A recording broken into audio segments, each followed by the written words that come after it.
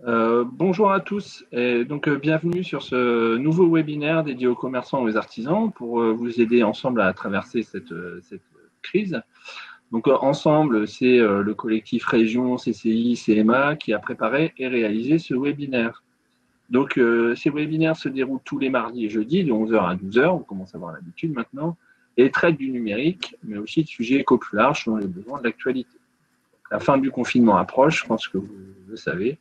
Et nous souhaitons continuer ces webinaires, sans doute à un autre rythme ou à un autre horaire, mais quoi qu'il en soit, nous souhaitons vous remercier, vous qui avez suivi ces webinaires et particulièrement nos nombreux fidèles qui nous suivent depuis le début. Nous allons vous proposer un questionnaire que vous pourrez remplir afin de nous aider à mettre en place ces webinaires déconfinés, on pourrait les appeler comme ça, tant sur le fond que sur la forme. Donc nous partageons avec vous ce questionnaire en début et en fin de webinaire, ainsi que dans le traditionnel mail que de remerciements. Je recevrai à la fin de ce webinaire pour vous donner accès au replay. Donc, merci d'avance pour votre participation qui nous aidera à nous améliorer et à continuer à vous proposer des webinaires toute l'année. Donc, le prochain webinaire, ce sera le 5 mai. Il s'intitule « Pour une présence en ligne de qualité ». On parlera des bases du référencement et des outils pour enjoliver votre présence en ligne, que ce soit sur votre site ou sur les réseaux sociaux. Si vous ayez un site ou pas, ce webinaire sera sûrement intéressant. On parlera de comment avoir des images, des icônes, des petites mises en page, etc. Ça risque d'être sympa. Donc, nous allons vous partager avec vous le lien vers la page d'inscription des prochains webinaires. Donc, à chaque fois, des regards d'experts portés par des conseillers de la CMA et de la CCI. Le sujet du webinaire du 7 mai sera bientôt fixé. Suivez-nous sur les réseaux sociaux, donc Région, CMA, CCI, afin d'en savoir plus rapidement et ne pas manquer ce dernier webinaire confiné.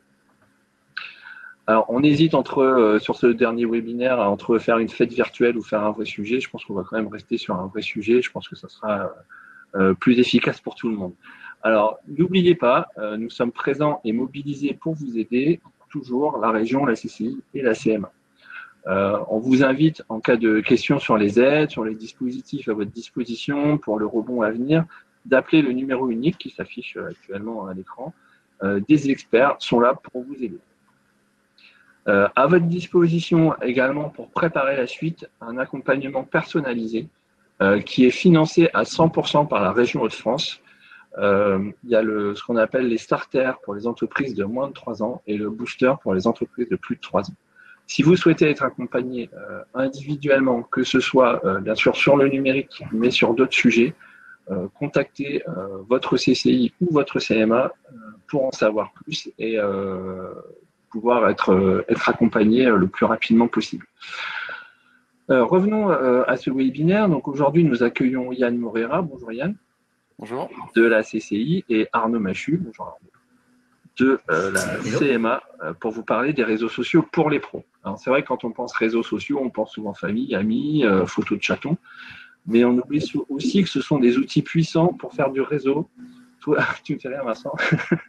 Trouver de nouveaux marchés et faire des rencontres 100% business. Donc nous allons laisser la parole à nos experts qui vont vous donner des pistes pour utiliser au mieux les réseaux sociaux en B2B quand on vise les pros. N'hésitez pas à utiliser le chat qui se trouve à droite de l'écran pour poser vos questions. Nous ferons une sélection tout au long de cette présentation pour à la fin les poser à nos experts. Si vous avez des difficultés à suivre ce webinaire à cause de problèmes techniques de connexion, de son ou de vidéo, vous pourrez accéder au replay dès que la session sera terminée. Un mail vous sera envoyé avec le lien. Alors, on va essayer de respecter le format d'une heure. Alors, il est temps de laisser la parole à nos experts, à vous, Arnaud et Yann. Très bien, merci Christophe, merci à tous. Bonjour à tous, Arnaud Machu, donc je suis directeur adjoint de la stratégie de la performance à la Chambre de métiers d'artisanat de France. J'ai l'honneur d'animer avec la personne ici juste en bas à ma gauche, Yann Morera, conseiller numérique à la CCI Hauts-de-France, ce webinaire. Donc c'est la première fois que je suis de l'autre côté de la barrière, un webinaire vraiment dédié aux réseaux sociaux pour les pros et dans un cadre strictement plutôt B2B. On n'a pas une volonté de rentrer dans le détail vraiment du pas à pas de la création des comptes sur ces réseaux sociaux, mais de vous donner vraiment les grands enjeux, les grands angles de ce qu'il faut faire quand on est chef d'entreprise sur les réseaux sociaux et qu'on a une activité professionnelle pour les pros. Alors c'est moi qui introduis, donc je vais vous partager mon écran.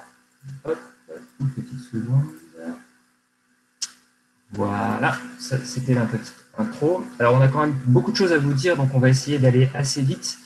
Ce que je vous propose, c'est d'avoir le sommaire suivant. On va vous faire un petit panorama rapide des réseaux sociaux actuels, parce que on sait que derrière ces webinaires, il y a des gens qui sont de différents niveaux. Il y a des gens qui sont déjà experts et d'autres qui ont besoin de reparler un petit peu du contexte général des réseaux sociaux. On fera ensuite un focus sur principalement LinkedIn, un gros focus sur le duo Facebook et Instagram par Yann, et puis d'autres infos sur les autres plateformes qui existent. Et puis en effet, comme Christophe l'évoquait, on terminera par une session traditionnelle de questions-réponses issues notamment du chat.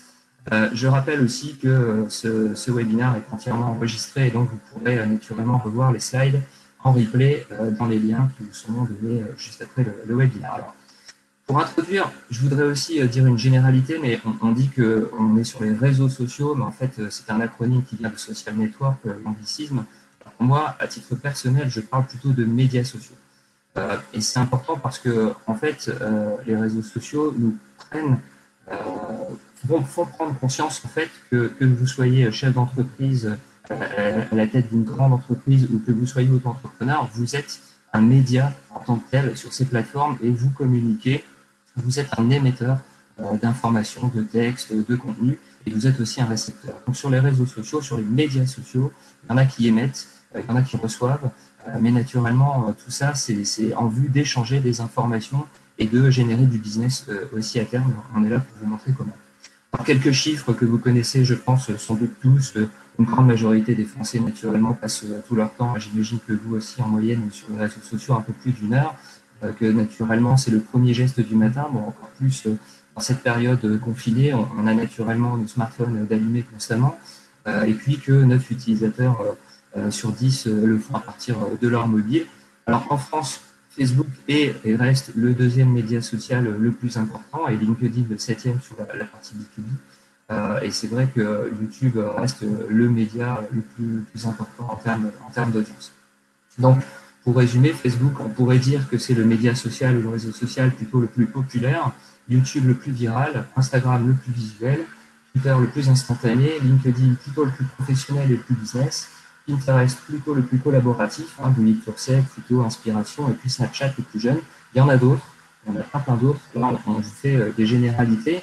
Déjà, des généralités aussi d'audience, naturellement, en termes de chiffres. Je ne vais pas rester très longtemps sur ces chiffres-là. Il y a 2,5 milliards de personnes qui sont sur Facebook. Voilà, on va vraiment précisément centrer notre attention sur LinkedIn, qui est un réseau social pour le B2B qui est quand même très puissant. Et cette slide-là est un peu plus intéressante, je pense, dans notre région, puisqu'on a quand même 3 millions, un peu plus, puisque ces chiffres, naturellement, ne sont pas constamment mis à jour, mais un peu plus de 3 millions de personnes qui sont sur Facebook, avec quand même un Français sur 3 qui suit une page Facebook d'une entreprise de type TPE, PME, et puis aussi les Français qui se connectent de plus en plus et qui réseautent, entre guillemets, sur LinkedIn. Donc on a quand même aussi ces réseaux sociaux qui ont des audiences totalement différentes et des profils de personnes connectées totalement différentes. Vous voyez sur cette slide qu'au niveau de Facebook, on est plutôt sur une moyenne d'âge de 40 ans, ça reste des moyennes.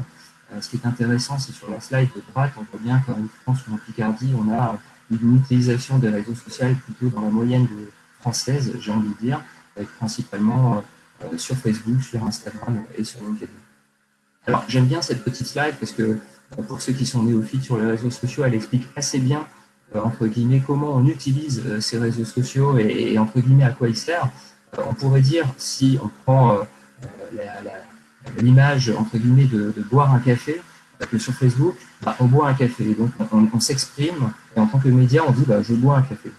Sur Twitter, on pourrait dire je suis en train de boire un café avec le hashtag café parce que c'est le média de l'instantanéité et Twitter est comme ça.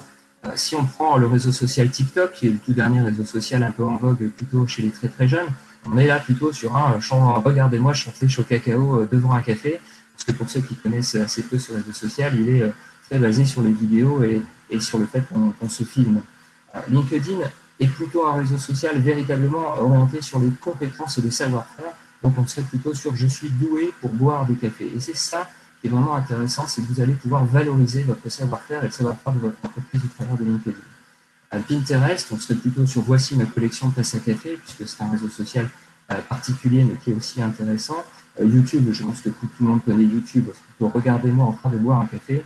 Snapchat, ce serait regardez ça, je suis déguisé plutôt en taxe à café, puisque Snapchat est véritablement basé sur, entre guillemets, le fait que le côté fun de jouer avec son image, et puis Instagram, des photos de moi buvant un café à Lyon, à Paris, ou les produits de ma marque pris dans différents endroits dans des belles photographies. Alors, Internet et les réseaux sociaux, ce qu'il faut savoir, c'est que pour les pros, ça a véritablement bouleversé considérablement la relation entre les professionnels, hein, puisque naturellement, à cause d'Internet, il n'y a plus de frontières, hein, c'est un support ouvert à tous, il n'y a plus de temporalité, on est en contact en temps réel avec tout le monde, il n'y a plus non plus de totem médiatique. On va en parler juste après, mais c'est vrai que la communication institutionnelle, la télé, la radio, les journaux, tout a été bouleversé par les supports web. Donc tout ça, c'est autant d'opportunités pour vous et pour vos collaborateurs, vos salariés aussi, pour votre entreprise, pour améliorer votre visibilité, votre travail, vos services, vos produits et votre histoire. On parle beaucoup de storytelling sur les réseaux sociaux pour essayer de donner envie à des futurs clients, à des consommateurs de s'intéresser à votre marque et votre entreprise. Alors, les réseaux sociaux professionnels, pourquoi faire? Alors, on peut naturellement y développer son image, rechercher des...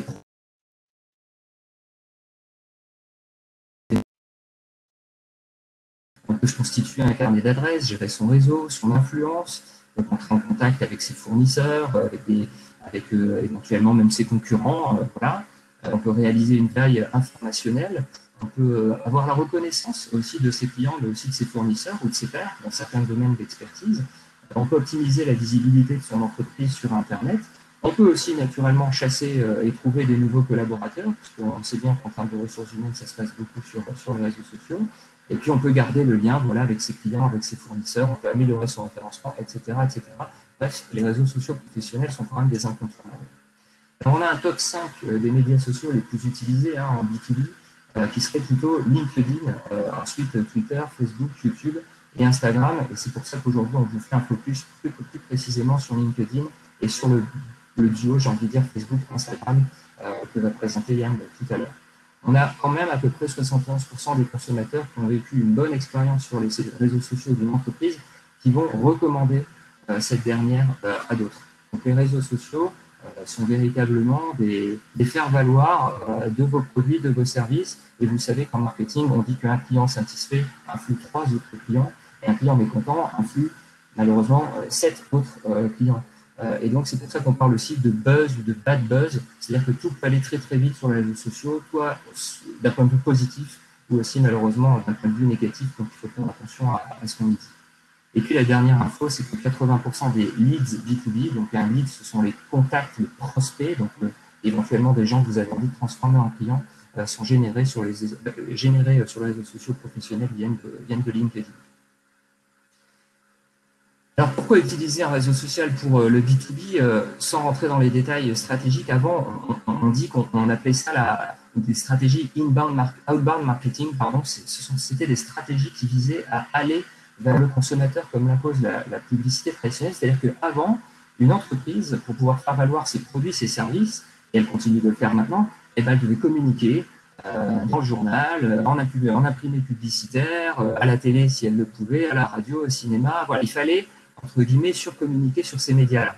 Avec Internet, sans naturellement fermer ce qui se faisait avant, on a une stratégie qui vise plutôt à attirer les consommateurs vers soi et à essayer de les séduire par des contenus intéressants. Et c'est ça, en fait, qu'on appelle l'inbound marketing, c'est que les réseaux sociaux vont pouvoir vous aider à faire de la viralité et faire en sorte qu'on parle de vous assez vite et assez rapidement. Donc voilà, vous avez d'un côté tout ce qui est référencement, médias sociaux, blog, contenu, viralité. Donc essayez d'attirer les gens vers votre entreprise et faire en sorte qu'ils parlent de vous positivement, versus une autre stratégie qui était plutôt les entreprises traditionnelles qui continuent de communiquer sur les médias traditionnels de type radio, télé. Donc, oui, je reprends. Donc les réseaux sociaux professionnels, donc par où commencer? Tout d'abord, vous devez d'abord voir les besoins et notamment regarder quelle est votre cible. Quel que soit le réseau social, cette cible doit être adaptée. Et donc, vous devez d'abord vérifier si ce sont des industriels, les grossistes, commerçants, services. Bon, après, si c'est des particuliers, par exemple.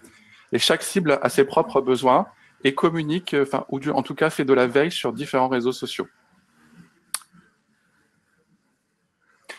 Si c'est un produit, un service nouveau, dans ce cas-là, effectivement, vous allez devoir prouver, rassurer vos clients.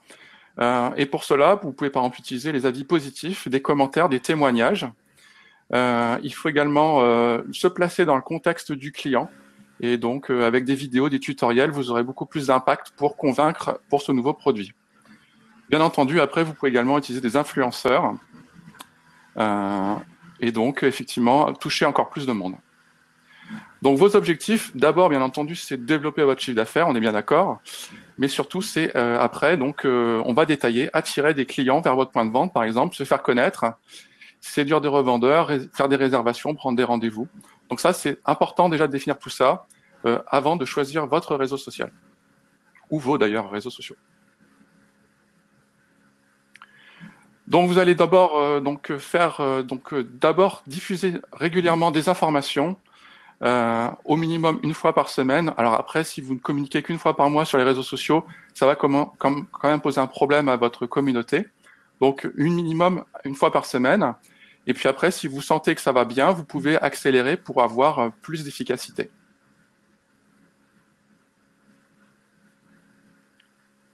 Les moyens humains, donc effectivement, vous devez avoir quand même prendre connaissance que pour les réseaux sociaux, ça prend du temps. Hein.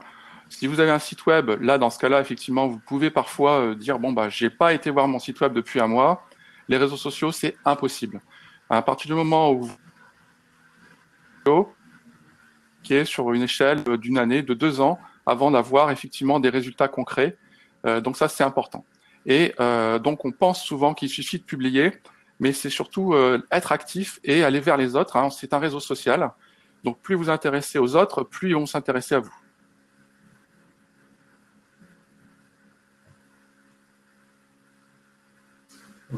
Voilà. Alors, on va passer dans le vif du sujet, j'ai envie de dire, en faisant un petit focus sur LinkedIn, qui est cette plateforme que peut-être certains d'entre vous ne connaissent pas encore. Il y a quand même donc quelques Français, pas mal de Français qui sont connectés. Alors, juste un petit peu d'histoire sur cette plateforme. Donc, c'est un réseau social principalement B2B hein, sur Internet. Historiquement, ce réseau social est vraiment positionné sur les ressources humaines. C'est vrai que LinkedIn est vraiment à la base plutôt issu pour essayer de trouver des candidats, postuler à des offres d'emploi et puis chasser éventuellement des bons profils. Ça a vraiment pris un autre sens, même si naturellement le côté RH est toujours très fort sur LinkedIn. Donc ça a été racheté par Microsoft fin 2016 et puis comme vous pouvez voir sur la petite courbe, c'est à partir à peu près de 2013 qu'on a son concurrent français, enfin européen, Viadeo, qui a été racheté, je pense, par Le Figaro désormais, qui a vraiment été doublé, puisque Viadeo a été un des premiers à organiser un peu le même type de réseau social au début des années 2005-2007. Et du coup, LinkedIn est vraiment, véritablement, avec son côté international et multi-pays, un incontournable en termes de réseau social B2B. Alors, là, je ne vais pas revenir sur l'histoire. Il est arrivé en France, il y a plusieurs millions d'utilisateurs, il est disponible en plusieurs langues. Ce qui est important de savoir, c'est qu'il y a quand même peut-être 2,5 millions de visiteurs uniques mensuels, enfin 2,2 millions, c'est 2,5 maintenant, qu'il y a 57% des entreprises qui ont une page LinkedIn. Donc, certains vont me dire que c'est des grosses entreprises, que c'est des grosses marques, mais véritablement, la stratégie de LinkedIn est de maintenant s'adresser à de plus en plus de PME, voire de TPE, puisqu'il y a vraiment des outils qui sont très puissants pour eux. On a quand même 60% du trafic LinkedIn qui se fait sur le mobile, des membres qui ont un petit peu plus de 30 ans, et puis des temps de connexion qui sont très forts. C'est un outil qui est assez puissant pour la veille. Et donc, un modèle économique de LinkedIn qui est plutôt basé sur la publicité, les services au recrutement. Naturellement, c'est le cœur de son business, et puis des abonnements. Et LinkedIn connaît une très forte croissance en France, notamment auprès des professionnels du secteur public, de tous les établissements aussi publics de type PCI comme Decom, de tout le milieu associatif, des professions libérales, des freelances, mais aussi notamment des étudiants. Alors, c'est un média pour moi qui est incontournable, vraiment quand on veut mettre en place une stratégie sur un réseau social B2B, parce que ça permet véritablement de renforcer ce que j'appelle la crédibilité professionnelle, que vous soyez seul entrepreneur, chauffagiste, admettons, voilà, et vous êtes seul, vous n'avez pas de salarié, ou que vous soyez une PME avec d'autres salariés, ça crée les conditions de la confiance et de crédibilité, entre guillemets, dans votre savoir-faire et sur votre métier auprès des autres. Donc, ça vous permet de valoriser votre profil, vos salariés, votre entreprise, vos produits. Ça vous permet aussi de réaliser une veille de qualité. Ça dépend de votre secteur d'activité, naturellement. Ça nous permet aussi de détecter des opportunités de fournisseurs, par exemple. Ça permet d'entretenir et de développer vos relations professionnelles et de valoriser naturellement vos projets. Alors, je pense que tout le monde a plus ou moins déjà vu à quoi ressemblait LinkedIn. C'est ni plus ni moins qu'un média social comme les autres, avec un fil d'actualité qui se met à jour selon un algorithme assez puissant et assez opaque d'ailleurs de LinkedIn, puisque c'est un peu comme Facebook. Parfois, on est un peu perdu dans son fil d'actualité. Donc, on a un profil. Là, on a un compte qui est basé sur un profil personnel, obligatoirement. Donc, comme vous pouvez voir en haut à gauche ici, c'est mon profil LinkedIn Arnaud Machu. Et j'ai à la base, entre guillemets, j'ai pas des amis, mais j'ai des contacts dans mon réseau, en sachant qu'un Français, entre guillemets, classique sur LinkedIn a à peu près 200 personnes dans son contact. Et vous allez voir que LinkedIn est très très fort pour faire circuler des informations dans son activité professionnelle. Et donc, naturellement, c'est un outil qui est très très utilisé sur mobile. Alors, un exemple pareil, voilà, très concret d'un entrepreneur ici, alors je crois que c'est dans le Pas-de-Calais, donc Libercourt, Philippe Mallet, donc chef d'entreprise, PM Gravure, voilà, il a sa page LinkedIn, et il n'a pas fait une page entreprise LinkedIn, c'est-à-dire c'est un compte personnel, et sur son compte personnel, il valorise son activité professionnelle parce que les deux sont liés. Je ne connais pas précisément cette entreprise, mais peut-être qu'il n'a pas de salariés. Donc pour lui, il représente sa marque, il représente son entreprise, et c'est au travers de son profil qu'il valorise, entre guillemets, ses produits et tous les services que peut proposer PM Gravure. Donc ça, c'est une possibilité sur laquelle il faut peut-être au moins expérimenter. C'est déjà se créer un compte et entre guillemets, associer un certain nombre de personnes dans son compte au travers de son entreprise. Et vous pouvez aussi naturellement, un peu comme sur Facebook, on verra, créer une page entreprise, vraiment une page dédiée, qui est rattachée à votre profil LinkedIn, sur laquelle vous pouvez faire beaucoup plus de choses, valoriser vos produits, vos services, créer des catalogues, faire de la publicité payante, etc. etc. Donc là, c'était un exemple d'un coiffeur qui valorise naturellement son savoir-faire et son service de coiffure au travers de LinkedIn. Et vous voyez au travers de ses publications, par exemple, il met en avant le fait qu'il est un revendeur de L'Oréal avec la marque Kérastase.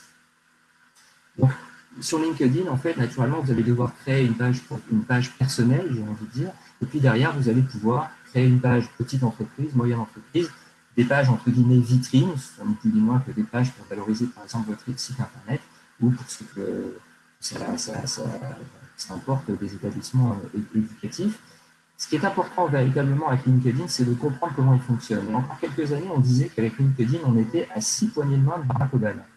C'est un peu une bonne blague qui circule parce que LinkedIn est basé sur un algorithme de relations qui fait que, comme vous voyez le petit bonhomme bleu, on a des relations de niveau 1, donc c'est des personnes qu'on connaît directement, qui sont connectées à vous, ça peut être des amis, ça peut être n'importe qui dans le milieu professionnel ou personnel, et vous allez pouvoir être connecté à des personnes de niveau 2, voire de niveau 3. C'est-à-dire qu'à partir du moment où moi, le petit bonhomme bleu, là, je suis connecté directement avec Jean-Pierre, qui est mon beau-frère et qui est ingénieur aéronautique, admettons, ce Jean-Pierre, il est connecté avec d'autres gens dans son niveau 1 et je veux pouvoir entrer en relation avec ces personnes-là, voire communiquer et faire des publications et faire en sorte que mon entreprise, mon activité soit visible auprès vraiment de beaucoup de monde en très peu de temps. Et maintenant, en 2020, on dit qu'on est plutôt à 3 degrés de séparation à cause de la multiplication des profils sur LinkedIn. À titre d'exemple, moi, j'ai la chance d'être connecté directement avec notre président de région. Notre président de région est assez logiquement connecté à notre président de la République. Et donc, bon, même si c'est pour la blague et c'est pour montrer comment ça fonctionne, indirectement, je peux contacter aussi du coup Barack Obama qui devient un niveau 3 pour moi et avec qui potentiellement je pourrais rentrer en contact. Donc, vous allez voir que l'impact des communications que vous allez pouvoir faire sur LinkedIn prend tout de suite une proportion très importante parce qu'elle est un petit peu exponentielle en fonction de la puissance de votre réseau. Et donc, à chaque fois que vous allez faire une publication, ça va vraiment toucher plusieurs types de personnes. Bon, LinkedIn est devenu pour moi vraiment un standard assez important en termes de ce qu'on appelle le social selling, c'est-à-dire que la plupart des commerciaux, d'ailleurs, de grosses entreprises travaillent avec LinkedIn, avec même leur propre indice de mesure, c'est-à-dire que certains commerciaux, certains profils sont notés, entre guillemets, avec une note de 0 à 100 sur un indice qu'on appelle SSI, le Social Selling Index, que tout à chacun on peut avoir. D'ailleurs, en tapant SSI LinkedIn, si vous avez un profil LinkedIn, vous pourrez voir votre note. Là, vous pouvez voir que sur l'exemple que j'ai mis, j'ai une note de 65 sur 100 parce que j'utilise LinkedIn à des fins professionnelles. Mais un petit peu comme ce que fait le TOEIC pour l'anglais, pour ceux qui connaissent, LinkedIn est devenu un incontournable, notamment pour faire du business avec l'export et avec l'étranger.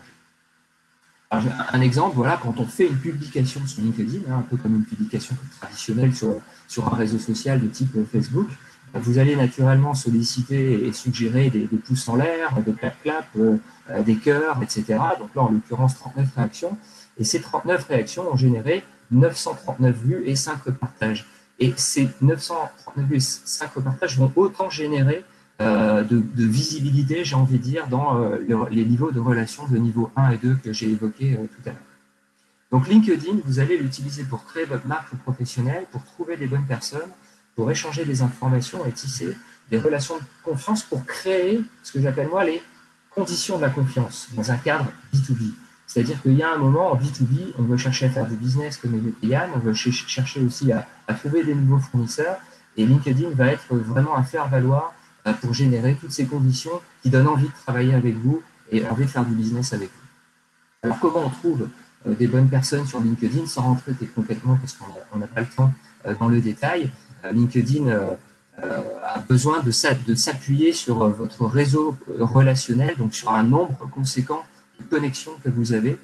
Donc au plus vous avez un réseau entre guillemets important, au plus vous allez être influent entre guillemets sur votre territoire et vous allez voir que vous allez ajouter des connexions de niveau 1 et derrière vous allez avoir la possibilité d'avoir accès à des relations de niveau 2 voire de niveau 3. Et très concrètement, LinkedIn, comme n'importe quel réseau social, peut aspirer vos contacts issus de vos emails et comme ça vous suggérez déjà dès le départ un certain nombre de contacts, soit issus de votre base client ou votre base fournisseur. Mais vraiment, ce qui est important, c'est de se dire dans sa tête quand on est chef d'entreprise, dès que j'ai une rencontre professionnelle, dès qu'on pense que quelqu'un peut m'être entre guillemets utile d'un point de vue business ou d'un point de vue confiance, il faut l'ajouter sur LinkedIn et il faut en faire la demande. Donc, pour faire grossir son réseau, entre guillemets, il faut rentrer en contact avec d'anciennes relations. Il faut avoir le réflexe d'inviter toutes les personnes que vous croisez. Il faut penser aussi à d'anciens camarades de promo, d'anciens collègues, des études, des partenaires. Peut-être, en tout cas, moi, à titre personnel, j'ai été surpris de voir que mon beau-frère était en relation avec quelqu'un qui m'intéressait. Voilà, on ne parle pas assez d'un point de vue personnel et professionnel qu'en fait, on est en relation parfois avec des gens qui nous intéresseraient d'un point de vue business. Voilà, passez en revue votre stock de visite, regardez qui a consulté votre profil. Naturellement, au plus votre profil est consulté, au plus vous augmentez vos chances d'être contacté aussi. Découvrez ce qui s'intéresse à vous, à ceux qui s'intéressent à vous et recontactez-les. Et puis peut-être, à terme, un jour, créez et remplissez votre page d'entreprise. Ce que je vous invite à faire, mais vraiment dans un second temps, dans un premier temps, créez d'abord un profil, j'ai envie de dire. Une page d'entreprise, c'est assez simple. Vous renseignez un nom, un logo, etc. Et vous allez voir que vous allez pouvoir l'animer comme une page Facebook traditionnelle. Et donc, sur LinkedIn, vous allez pouvoir, si quelqu'un vous intéresse et que vous n'êtes pas en contact avec lui, envoyer des invitations en sachant que ces invitations expirent après 6 mois et qu'il y a des rappels automatiques de la part de LinkedIn parce que la personne n'est pas obligée de vous accepter en ami, entre guillemets, ou plutôt en contact relationnel et professionnel. Alors, vous pouvez aussi, si par exemple vous ne connaissez pas les personnes, mais vous êtes intéressé par leur publication, les suivre, puisque là, par exemple, cette personne, Isabelle Lemaire, je ne la connais pas, mais elle m'intéresse parce qu'elle prend la parole, parce qu'elle est sur des sujets qui sont intéressants, donc vous pouvez suivre ces personnes et comme ça, vous verrez toutes les infos dans votre fil d'actualité. Voilà, je n'avais pas du tout la prétention de rentrer très très loin dans LinkedIn, qui est un outil pour moi très très puissant et sur lequel il faudra un accompagnement spécifique pour pouvoir vous renseigner, mais avec LinkedIn, vous pouvez faire partie de groupes de discussion, faire de la veille vraiment particulière sur un segment d'activité, créer des groupes de relations, utiliser des modules de recherche, tout ça gratuitement, naturellement, valoriser les profils de vos salariés, écrire des billets, des articles, etc. etc. Naturellement, après, il y a des versions payantes qui permettent de rentrer dans des choses beaucoup plus pointues. Et sincèrement, avec tous les outils qui sont à votre disponibilité, à votre disposition, vous avez vraiment la possibilité de faire des choses très, très puissantes. Je vous mets des exemples très, très concrets, très pragmatiques issus de la région. Par exemple, voilà, on a cette petite entreprise Yuka qui travaille forcément en B2B puisqu'il fait de la location de voitures, qui a une belle page LinkedIn et qui l'anime assez fréquemment parce que forcément, il travaille avec d'autres entreprises de la région. Un autre ici, on travaille avec une distillerie par exemple en Picardie, qui utilisent aussi LinkedIn dans un cadre professionnel. Un autre exemple intéressant ici, cette dame, Madame Cagnier, valorise ses compétences à titre d'auto-entrepreneuse, mais aussi ses compétences à titre Christine Gagné. C'est-à-dire qu'elle est styliste, couturière, modéliste. Son activité, c'est en même temps ce qu'elle sait faire, c'est ses compétences, et LinkedIn va lui permettre de trouver du business au travers de ce réseau et de son activité professionnelle. Un autre exemple, voilà, cette société de sablage en peinture, alors on est vraiment pour le coup dans des TPE, TPE, PME, qui, entre guillemets, valorise non seulement ses spécialités, ses savoir-faire, ses certifications dans son activité, mais aussi les compétences de ses salariés. Et c'est ça qui est intéressant, c'est que vous avez vu sur la gauche que toutes les personnes qui font partie de cette société sont des personnes qualifiées et certifiées, et tout ça renforce le côté confiance en fait et crédibilité de cette société de sablage. Voilà, j'ai essayé d'aller. Très bien, donc maintenant nous allons voir un couple Facebook et Instagram. Comme Arnaud l'a dit, effectivement, 1 Français sur 3 est abonné. Et donc, actuellement, Facebook, WhatsApp et Instagram, c'est les 3 premiers mondiaux en termes de réseaux sociaux purs. Alors, tout à l'heure, on a parlé de YouTube, mais si on parle vraiment purement de réseaux sociaux, ces trois premiers permettent de faire pour Facebook du divertissement. Finalement, c'est vraiment du divertissement, il faut le prendre comme ça, même si vous voulez communiquer de manière professionnelle en B2B. Il y a quand même pour Facebook une note de fond, une ambiance, et c'est quand même sur ce point-là qu'il faudra travailler. WhatsApp, c'est une messagerie instantanée, donc on ne la verra pas aujourd'hui.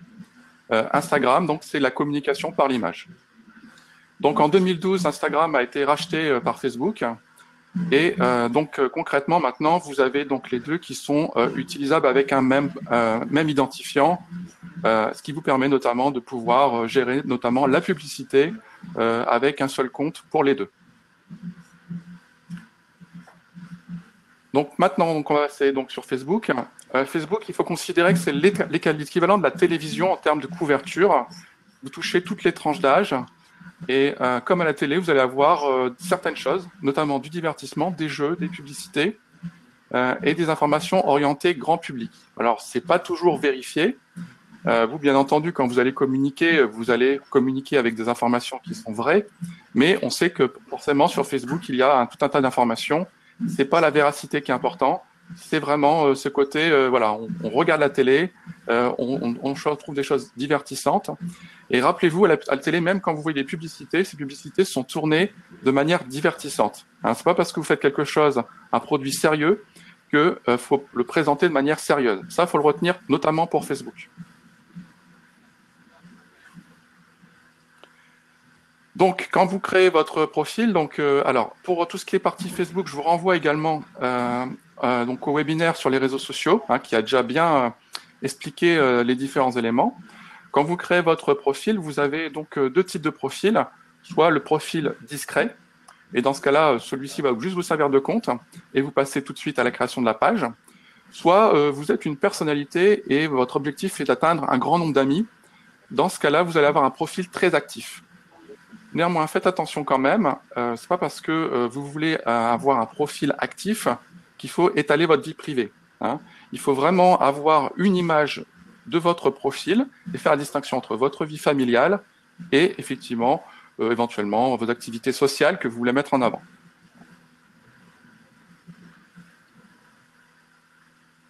Donc le profil, ça sert de porte d'entrée pour votre compte Facebook. Et après, donc Facebook va vous inciter à créer une page. Donc il faut savoir que donc les professionnels, vous ne pouvez pas démarcher comme ça des particuliers en allant chercher des milliers d'amis. Simplement, vous allez effectivement donc être invité à créer votre page.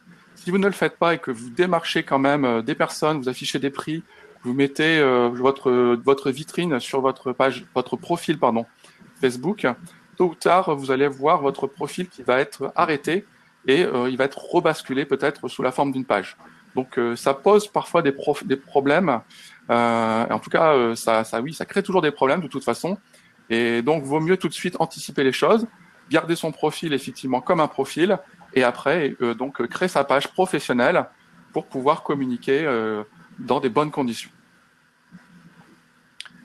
Donc au passage, faut savoir que Facebook a créé une version bêta au niveau de donc sa mise en forme, son habillage. Donc là, aujourd'hui, bon, j'ai préféré quand même vous montrer l'ancienne version, celle que vous utilisez. Mais sachez quand même que la version bêta est pour bientôt. Enfin, la version, en tout cas, une nouvelle habillage est pour bientôt. Donc, il peut y avoir des perturbations. N'hésitez pas à l'utiliser si vous voulez vraiment vous familiariser. Donc, la première chose, c'est effectivement de choisir votre nom de page. Ce nom de page va vous servir également à être retrouvé dans les moteurs de recherche de Facebook. Donc, c'est vraiment important de bien choisir les bons mots-clés parce que parfois, vos clients, justement, eux vont avoir un besoin ou vont connaître votre entreprise sous un certain nom. C'est ce nom-là qu'ils vont utiliser. Si vous innovez au niveau de Facebook en prenant une autre identité, eh bien, il est possible que vos clients ne vous retrouvent pas.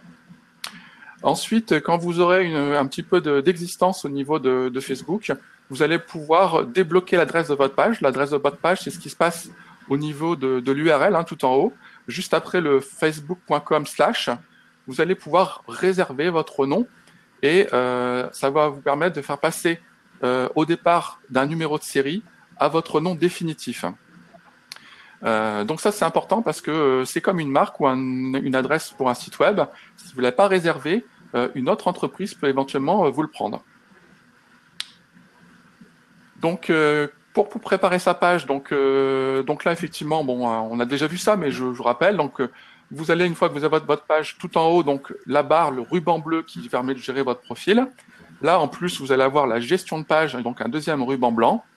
Et vous allez être invité à créer donc la photo de votre page, la photo de couverture.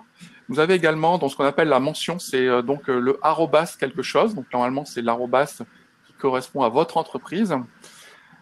Pour la photo de page, effectivement, on va normalement avoir un logo. Quand on sait, pour l'entreprise, 90% des entreprises utilisent un logo. Donc faites pareil, ne cherchez pas à innover sur ce point, ça sert à rien. Et pour la photo de couverture, vous pouvez également mettre une vidéo, ce qui est assez en mode en ce moment et qui vraiment campe bien l'entreprise comme une entreprise de qualité. N'oubliez pas qu'il y a un petit appel à l'action également sur votre page que vous pouvez utiliser pour envoyer vers votre site web ou éventuellement vous contacter. Pour le logo, donc une petite astuce. Donc, comme vous savez que le logo doit rentrer dans un cercle, essayez de mettre un petit peu de marge autour de votre logo pour qu'il se positionne correctement. Moi, ce que je vous conseille, c'est de demander à des professionnels pour ces éléments qui sont quand même des éléments qu'on verra tout le temps. Allez voir un photographe si vous n'avez pas de photographe dans votre entreprise. Essayez d'avoir une photo et une vidéo de couverture qui soient vraiment de très bonne qualité. Quand on prend des photos, on ne se rend pas forcément compte de son niveau de photographe. Bon, là, ça ne va pas vous coûter très cher. Vous demandez deux photos, ou en tout cas un logo, une photo. Donc, profitez effectivement de ce moment-là pour avoir une belle photo de votre entreprise et de pouvoir la mettre en valeur. Également, donc, la rubrique à propos qui doit être bien détaillée. Éventuellement, faites appel à quelqu'un qui a l'habitude de rédiger des textes pour qu'effectivement, ça puisse bien présenter votre entreprise. Une fois que vous avez remis en place tous ces éléments-là, votre page est considérée comme en ligne et complète. Donc là, à partir de là, vous allez pouvoir communiquer. Par rapport à votre page, donc en plupart du temps, quand on a une page Facebook, on peut avoir plusieurs personnes qui le gèrent, notamment à travers les rôles. On peut avoir différents rôles. Et donc, ces différents rôles vont devoir communiquer de la même manière. Pour cette raison, on va créer une ligne éditoriale. Alors, ça, c'est un bien grand mot.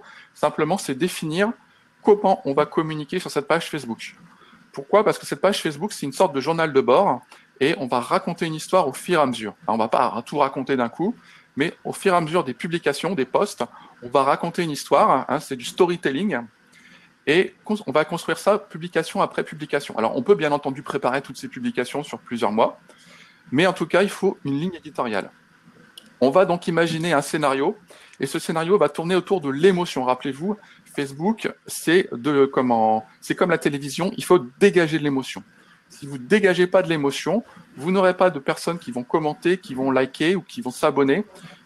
Si vous avez de l'émotion, tout va être beaucoup plus simple pour vous. Donc, quand les personnes cliquent au niveau de votre page sur j'aime, ils vont devenir fans. Donc, c'est-à-dire qu'ils vont recevoir votre information. C'est plus fort que s'ils s'abonnent. Parce que s'ils s'abonnent simplement, c'est un peu discret. Ils vont juste rester informés, ils font de la veille, mais leurs amis ne le sauront pas. Donc, il faut plutôt les inciter à cliquer sur j'aime plutôt que s'abonner. C'est pour ça que quand vous regardez les deux, vous allez voir une différence entre les personnes qui aiment et ceux qui se sont abonnés à votre page. Petite astuce également, donc vous pouvez aimer en tant que page d'autres pages qui permet également peut-être d'avoir des retours directement vers votre page et pas vers votre profil.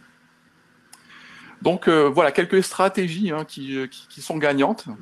Donc déjà, c'est vrai que si vous avez un profil avec beaucoup d'amis à la base, comme vous allez pouvoir les inviter lors de la création de votre page, eh bien, si vous avez 5000 amis, forcément, votre page va démarrer avec vraiment une puissance importante. Si vous démarrez avec 3 amis, ça va effectivement être plus compliqué pour booster gratuitement, entre guillemets, votre page. Ensuite, donc, si vous avez effectivement un profil qui est très actif, notamment à travers des groupes et des groupes thématisés par rapport à votre activité professionnelle, forcément, vous allez avoir des amis qui vont être thématisés. Ces amis, quand vous allez les inviter vers votre page, ils seront thématisés, donc ça sera beaucoup plus intéressant pour vous parce qu'ils seront intéressés par vos contenus et donc ils vont liker, ils vont partager. Il faut également savoir que quand vous publiez, il faut alterner les différents types de publications. Il y a des publications qui vont être vraiment des publications pour vendre vos produits, ça c'est sûr, mais vous ne pouvez pas faire que ça, sinon votre communauté va pas bien progresser. Donc vous devez alterner avec des publications qui vont dégager des réactions, des émotions. Et donc, il faut alterner avec ces différents types de publications. Également, une petite astuce, quand vous avez des personnes qui ont réagi sur vos publications, vous pouvez avoir donc un petit numéro qui va montrer le nombre de réactions. Vous pouvez cliquer sur ce numéro et vous allez voir qui a réagi. Et à partir de là, vous pouvez les inciter à devenir fans de votre page. Donc ça, c'est très intéressant parce que plus vous avez des réactions qui fonctionnent, plus vous pouvez rebondir sur ces réactions. Et bien entendu, au niveau professionnel, vous pouvez tout à fait faire de la publicité et dans ce cas-là, toucher des particuliers grâce aux publicités Facebook. Bien entendu, il faut vérifier le retour sur investissement, éventuellement mettre en place aussi, si ça va après vers votre site web, un système de statistiques intégré pour pouvoir vraiment être sûr que cette publicité fonctionne et que c'est pas du trafic qui vient d'une autre source. Donc, l'interaction et la qualité, donc ça, c'est 2 moteurs sur Facebook. Le premier moteur de l'interaction, c'est un moteur de démarrage. C'est-à-dire que vous, au démarrage, quand vous voulez avoir des retours, le truc le plus simple, c'est effectivement d'aller voir les autres, d'aller cliquer chez les autres, mettre des commentaires, faire des réactions, être très actif, discuter avec les autres. Et plus vous faites ça, plus vous allez effectivement avoir le même retour. Mais à un moment donné, vous allez vous rendre compte que vous ne pouvez pas, alors imaginez un influenceur, vous ne pouvez pas suivre 1000 personnes, voire 5000, voire 10 000 personnes et commenter systématiquement sur la page, c'est impossible, à moins d'avoir une armée de community managers. Donc là, vous allez vous dire, je ne peux pas continuer comme ça. Et là, vous allez vous dire, dans ce cas-là, ce que je vais faire, c'est que je vais augmenter la qualité de mes publications. Je vais mettre peut-être d'autres supports, de la vidéo, des tutoriels, ou éventuellement la qualité de la photo, pour pouvoir avoir un niveau de qualité supplémentaire.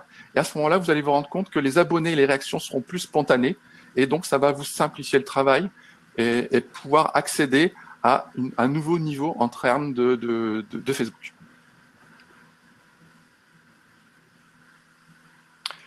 Maintenant, donc pour Instagram, Instagram, il faut savoir que c'est un réseau social qui a démarré vraiment comme une bombe. Et c'est le challenger de Facebook. Bien entendu, comme vous le savez, donc Facebook et Instagram appartiennent aux mêmes propriétaires. Donc, il n'y a pas vraiment de concurrence entre les deux. Mais en termes de progression, on sait que Facebook, actuellement, il a atteint un petit peu un haut niveau, donc ça devient difficile de progresser, alors qu'Instagram, lui, il est vraiment en pleine vitesse. Donc, il a été créé par Kevin Systrom et Mike Krieger.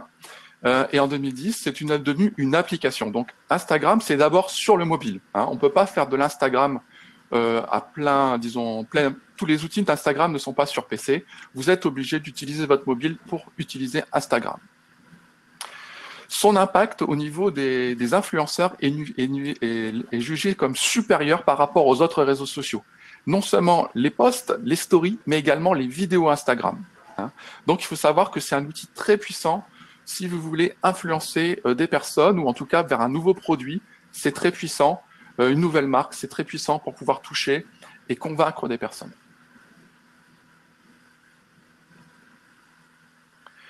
Donc, les atouts d'Instagram, vous pouvez, donc à la base, c'était déjà fait pour ça, c'était fait pour conserver des photos en ligne. Les photographes professionnels l'ont très bien compris. Ensuite, ça s'est transmis au milieu de la mode. et tout le milieu de la communication, tous ceux qui utilisaient des images de très bonne qualité. Et à partir de là, on a eu les voyages, et maintenant, on touche n'importe quelle entreprise avec Instagram. N'importe qui peut faire un compte Instagram. Par contre, effectivement, on aura toujours des photos de très bonne qualité.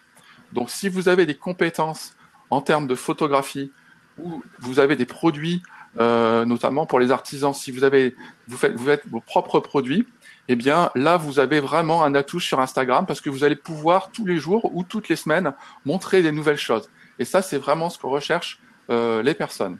Après, bien entendu, vous pouvez également montrer vos services, aller voir votre clientèle, être présent sur les différents lieux de vos différents chantiers et montrer à chaque fois ce que vous faites. Et comme ça, vos clients vont comprendre avec l'image, avec la photo, ce que vous faites exactement et la qualité de votre prestation. Également, donc l'application intègre des outils de retouche rapide, donc c'est très facile de faire des retouches. Vous n'avez pas besoin d'outils de retouche quand vous utilisez Instagram.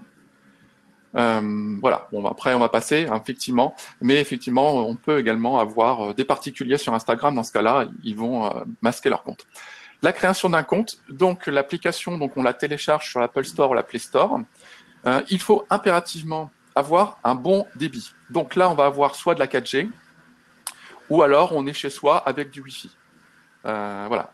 Ensuite, vous avez également besoin d'activer le GPS, notamment si vous faites de la localisation. La localisation est vraiment un atout quand vous localisez une publication sur Instagram. Ça permet d'avoir plus de commentaires, plus de likes. Donc au niveau des paramètres, donc les paramètres, vous pouvez relier votre Instagram à Facebook, comme on l'a dit tout à l'heure. Ça vous permet de créer un premier compte. Éventuellement, si vous avez plusieurs comptes, vous pouvez également utiliser comme identifiant un email ou le téléphone. Donc on peut très bien gérer du multi-compte, même un compte personnel et un compte professionnel sur un seul téléphone pour Instagram. À ce moment-là, vous allez basculer via les paramètres. Sachez que sur Instagram, le compte professionnel est gratuit. Simplement, il suffit il va vous le demander de toute façon, et à ce moment-là, vous basculez sur compte professionnel. Ce n'est pas comme Facebook, il n'y a pas un profil, une page, simplement, c'est un compte professionnel. La première chose à faire, c'est de se présenter. Alors, vous avez effectivement ce qu'on appelle une bio, ou biographie, dans laquelle vous allez succinctement vous présenter. La bio, donc, elle est, on la trouve sur ce petit icône du persona. Vous allez pouvoir modifier le profil et insérer une photo de profil. Donc, encore une fois, là, vous êtes sur une entreprise, donc vous allez mettre votre logo, ça fera comprendre à tout le monde que c'est une entreprise. Le nom, le nom d'entreprise, ça sera en gras, et votre nom d'utilisateur, lui, c'est la mention. On revient toujours à ce arrobas quelque chose qui permettra aux personnes de s'adresser à vous ou en tout cas de vous alerter, et donc il sera visible sur votre bio. Bien entendu, si vous avez un site web, surtout mettez-le, puisque là, vous avez la possibilité de le faire à cet endroit-là. Il faut savoir que sur Instagram, c'est quasiment le seul endroit où vous pourrez mettre une adresse web qui fonctionne.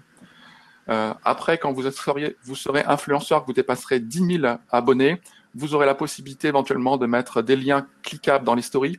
Mais disons qu'au début, c'est vraiment le seul endroit dans votre bio. C'est pour ça qu'on voit souvent marqué « Allez voir ma bio pour cliquer », enfin ce genre de choses. Donc, c'est le seul endroit où on peut cliquer sur le lien du site web. Également, une catégorie d'activité qui va vous permettre de décrire un peu votre activité. Vous pouvez même mettre des emojis à l'intérieur de votre bio si vous voulez que ça soit un petit peu plus gai, entre guillemets. Très bien.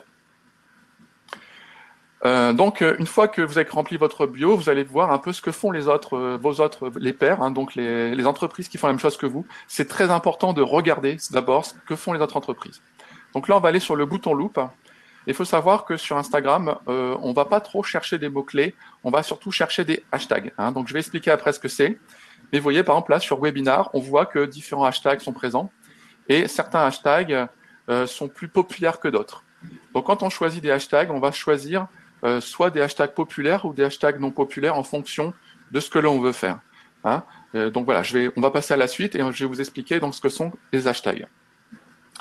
Donc, rappelez-vous, hashtag, donc sur Instagram, à la base, c'est une base de données de photos. Ça permettait à des personnes qui avaient d'abord des photos dans leur ordinateur, ils ne s'en sortaient plus, ils les ont mis dans cet outil, et cet outil a un système d'archivage par des hashtags qui permet de retrouver très rapidement les différentes photos par thématique. Tout ce qu'on demande aux personnes, c'est de mettre la bonne thématique, et cette thématique, c'est effectivement ce système d'hashtags.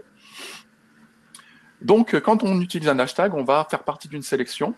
Et simplement, quand nous, on publie une publication, eh bien, on va créer plusieurs hashtags pour archiver sa photo ou sa vidéo à l'intérieur de différentes thématiques. Certains hashtags sont rares, donc ça, c'est par exemple moins de 1000 photos, par exemple, ou 1000 vidéos. Dans ce cas-là, quand vous le publiez votre photo, vous aurez plus de chances d'arriver en premier. Si vraiment vous voulez être sûr, vous prenez des hashtags à 500 ou à 30, et là, vous allez certainement arriver en premier. Mais après, effectivement, quand vous voulez utiliser la popularité de ces différents hashtags pour pouvoir vous booster sur Instagram, vous allez utiliser des hashtags plus populaires. Quand vous démarrez, c'est inutile d'utiliser des hashtags d'influenceurs. Ne copiez pas les hashtags des influenceurs, encore moins de stars. Eux, ils vont pouvoir se positionner sur ces hashtags-là, mais vous n'allez pas arriver au départ. Ça va vous griller finalement vos hashtags pour rien. Autant utiliser des hashtags où vous aurez une chance d'arriver peut-être quelques heures en haut de la liste. Donc, autre partie, votre fil d'actualité. Donc, le fil d'actualité, c'est commun finalement à tous les réseaux sociaux. Vous avez toujours un fil d'actualité. Et bien là, pareil, sur Instagram, vous avez un fil d'actualité. Donc, je vais légèrement décrire. Donc, en haut à gauche, vous avez le petit bouton photo qui permet de créer une story. On verra après, plus tard, ce que c'est que cette story. À droite, donc vous avez l'avion en papier, c'est la messagerie. Donc ça, c'est très important parce que c'est un peu caché là, mais c'est important pour pouvoir dialoguer en privé avec des personnes. Vous allez faire du business, donc forcément, vous allez devoir échanger des emails, des numéros de téléphone. Donc c'est via la messagerie que ça va se faire, ou en MP, un message privé. Et donc après, en dessous, vous allez avoir donc les cercles. Donc ça, c'est les différentes stories. Si on clique sur une des stories, après, ça va lancer toutes les stories et ça va être effectivement comme un film qui va se dérouler devant vos yeux. Et en dessous, vous avez donc le fil d'actualité. Le fil d'actualité, comme dans Facebook, vous pouvez balayer en sweepant vers le haut et vous allez avoir les différentes publications que vous avez, des comptes auxquels vous êtes abonné. En général, il y a aussi régulièrement des publicités et des annonces, là pour le coup, qui sont intégrées à l'intérieur de ce fil d'actualité, puisque quand vous faites de la publicité sur Instagram, eh bien, vous allez effectivement apparaître sous forme sponsorisée dans ce fil d'actualité. Donc, comment publier du contenu sur Instagram? Donc, on va aller sur le bouton plus qui se trouve effectivement en bas de votre mobile. Et là, vous allez pouvoir récupérer des photos dans votre galerie. Donc là, par exemple, c'est un exemple à droite. Et une fois que vous avez choisi votre photo, vous allez pouvoir la sélectionner. Alors, important pour l'Instagram, rappelez-vous, ce sont des photographes à la base. Donc, il faut vraiment un très bon niveau de qualité de photo. Alors, bien entendu, tout le monde peut le faire, mais essayez d'élever votre niveau au fur et à mesure de votre habitude. Donc, les premiers niveaux de qualité, c'est pas de flou sur l'objet. Alors, ça peut paraître bête, mais souvent, avec un mobile, on est sans pied. Donc, il faut essayer, si vous pouvez, d'avoir un pied. Vous voyez sur la photo, il y a un petit pied. Des éclairages de qualité. Alors, essayez d'avoir un éclairage plus puissant, un éclairage blanc si possible. Par exemple, un halogène ou éventuellement des LED ou un éclairage extérieur. Un cadrage, bien entendu, adapté et un fond soigné. Le fond a une grande importance parce que souvent, le fond, c'est 60% de la photo. Et donc, il faut effectivement bien gérer le fond si vous voulez une photo qui fonctionne bien. Donc, une fois que vous avez rédigé votre petit texte, le petit texte, il est vraiment très léger. Sur Instagram, on pourrait même ne pas mettre de texte, ça fonctionnerait quand même. Vous mettez après vos hashtags. Et donc, en général, on met une dizaine d'hashtags, voire moins, pour pouvoir effectivement classer votre photo dans les différentes catégories.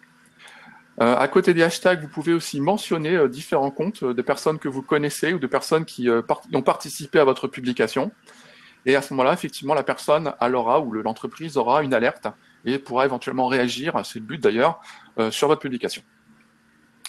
Ce qui est également important, c'est de localiser votre publication. Donc, si vous faites une tournée, par exemple en France ou dans l'Aisne, eh bien, vous pouvez effectivement à chaque fois localiser les différents points et votre publication va se localiser sur ces différents points dans les différentes villes et du coup, ça va vous permettre de toucher des nouvelles personnes. Bien entendu, pour arriver à localiser, il faut que votre GPS soit activé. Si ça ne va pas, vous sortez votre téléphone par la fenêtre ou éventuellement vous sortez de dehors juste au moment de publier pour avoir le signal satellite.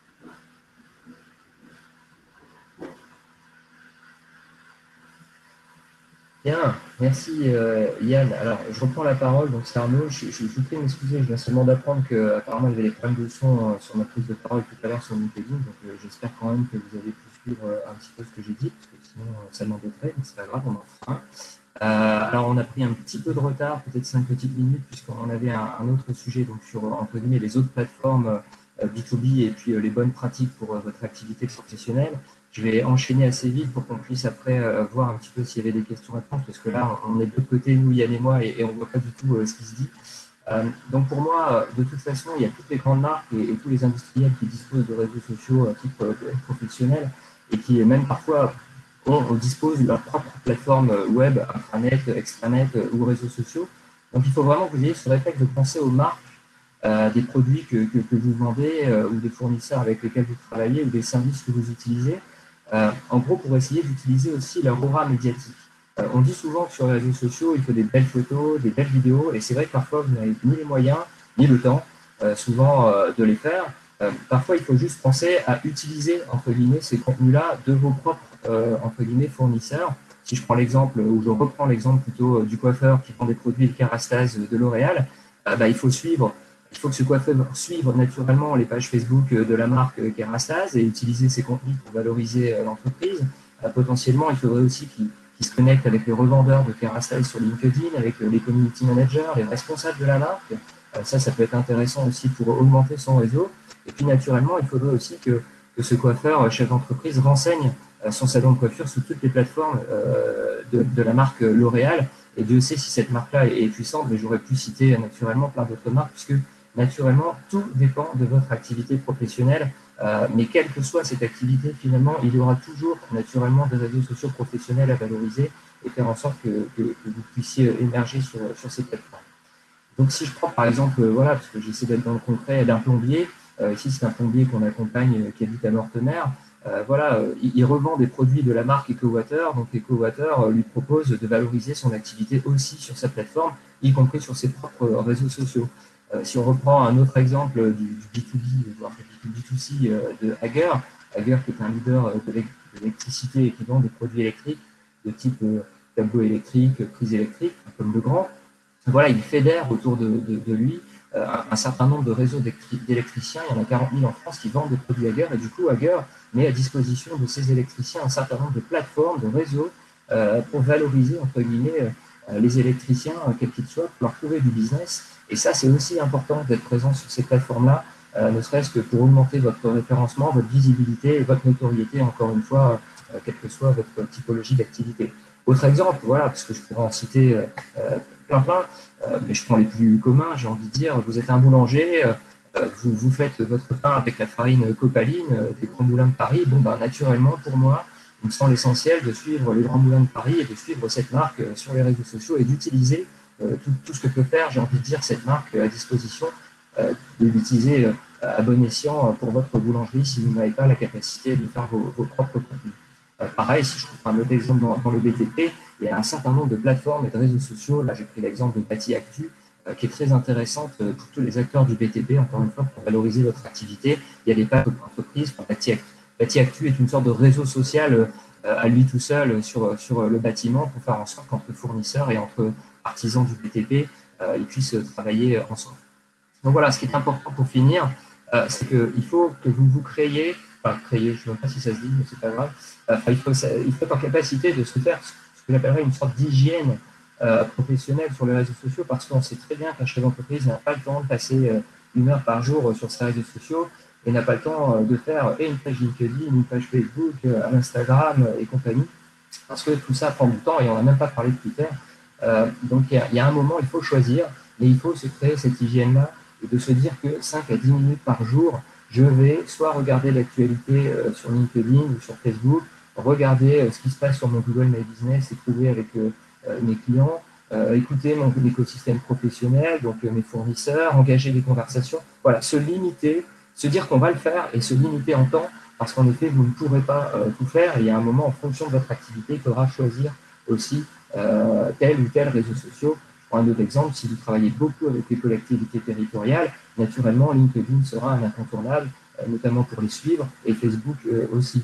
Si vous êtes un artisan métier d'art, comme évoqué Yann tout à l'heure, bon, LinkedIn, ça a peut-être un petit peu moins d'importance, quoique pour l'export, c'est intéressant, mais Instagram est un incontournable pour le métier d'art. Voilà, en fonction de votre activité, et ça, les consulaires sont là pour vous accompagner dans le choix de ces plateformes, en fonction de votre activité, il va falloir que vous créiez cette hygiène pour faire en sorte que vous puissiez utiliser le plus efficacement possible les réseaux sociaux professionnels en fonction de, entre guillemets, voilà, de votre compétence et votre entreprise. Voilà, et je repasse la main en espérant que tout le monde m'a un peu mieux entendu à Christine, merci à Arnaud, Vincent merci pour Yann pour cette questions. présentation très complète qui, au vu des commentaires, semble avoir balayé beaucoup des interrogations. Juste peut-être, sans trop déborder dans le timing, une ou deux questions quand même, même s'il y a eu des débuts de réponses dans le chat, mais sur celles qui sont revenues le plus souvent. Alors, une un peu technique. Est-ce que je peux avoir une page d'entreprise sans page perso? Voilà. Et une deuxième question, à partir de jusqu'à quand je peux être en freemium et à partir de quel moment ça vaut le coup de passer en premium? C'est une question un peu générale, mais je ne sais pas comment vous pourrez répondre. Alors, je peux répondre sur la partie LinkedIn et puis Yann va répondre sur la partie Facebook. LinkedIn ne permet pas de créer une page entreprise sans compte personnel associé. Une page entreprise est forcément liée à un compte personnel, qu'on appellera un admin, un administrateur. Donc, il n'y a pas de page entreprise LinkedIn s'il n'y a pas de compte personnel associé. Et comme je l'ai expliqué tout à l'heure, en espérant qu'on m'a entendu, on n'est pas obligé de faire une page entreprise. Moi, j'invite les personnes qui sont présentes à ce webinaire déjà à créer un compte et même à valoriser son entreprise au travers de son compte. La plupart du temps, le chef d'entreprise, bah, c'est sa marque, c'est son activité, c'est lui, c'est ses compétences, c'est lui qui parfois même produit, souvent d'ailleurs. Donc autant qu'il valorise, j'allais dire, son activité au travers de sa personne publique. Et puis après, la page entreprise viendra C'était après. freemium, et puis la deuxième premium. question, c'était quoi, Christine?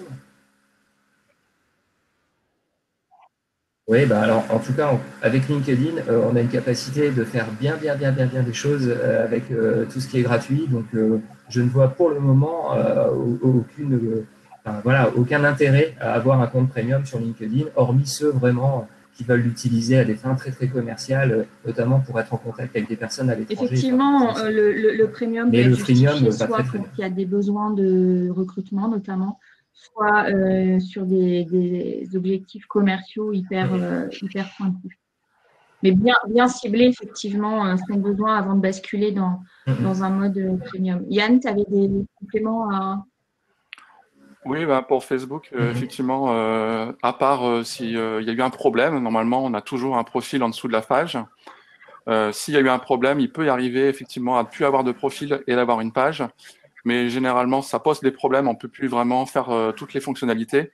Donc, dans ces cas-là, on recrée un profil pour repiloter la page. Enfin, voilà. Dans ces cas-là, il faut plutôt revenir nous voir parce que c'est un peu compliqué. Il y a eu, ça a beaucoup réagi sur les visuels, les photos. Donc, c'est super et c'est très bien.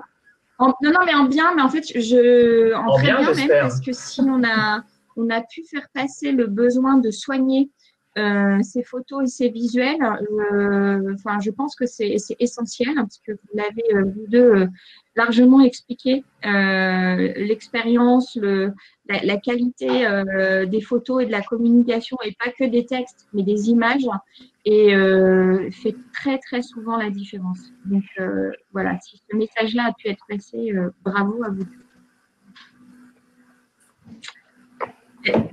Pour ma part, pour les questions, je pense que j'ai à peu près fait le tour.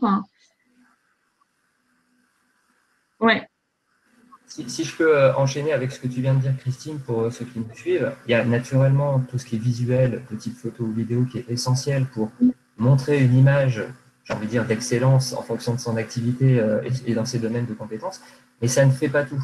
Je me souviens très bien, la plupart du temps, quand on rencontre des artisans avec Christophe, je ne sais pas si je prends l'exemple d'un plombier chauffagiste, et qu'on voit sur une camionnette Jean-Pierre chauffagiste@wanadoo.fr, tout commence de là. En fait, l'essence, c'est de faire comprendre à ce Jean-Pierre qu'il vaut mieux qu'il s'appelle chauffagiste des web je sais pas quoi.com. C'est-à-dire que ça part de là aussi, la création d'un nom de domaine, la création des textes un petit peu pro, même si derrière, beaucoup diront, il y en a aussi sur les camionnettes, un peu que c'est du flan, mais l'image et la notoriété, et les compétences et tout ce que vous pouvez valoriser au travers de votre activité professionnelle passe aussi par là, par ce que vous allez écrire, par le choix de vos mots. Alors ça, c'est du marketing, mais les consulaires aussi peuvent vous accompagner là-dessus pour trouver les bons mots et essayer de faire en sorte que vous soyez un petit peu différent de vos concurrents, mais peut-être un peu plus sexy. C'est soigner les détails et tous les détails, en fait, effectivement, de votre adresse email à vos URL, à vos textes, à vos photos, encore une fois, pour créer de la rassurance, qu'il y a eu pas mal de commentaires qui ont tourné aussi autour de la rassurance, en fait. Comment choisir, comment bien sélectionner, et tout ce que tu viens de dire, Arnaud, et ce que tu as complété, Yann, souligne le fait que c'est ce professionnalisme-là que vous devez faire passer au travers de votre communication, en fait, auprès de vos clients.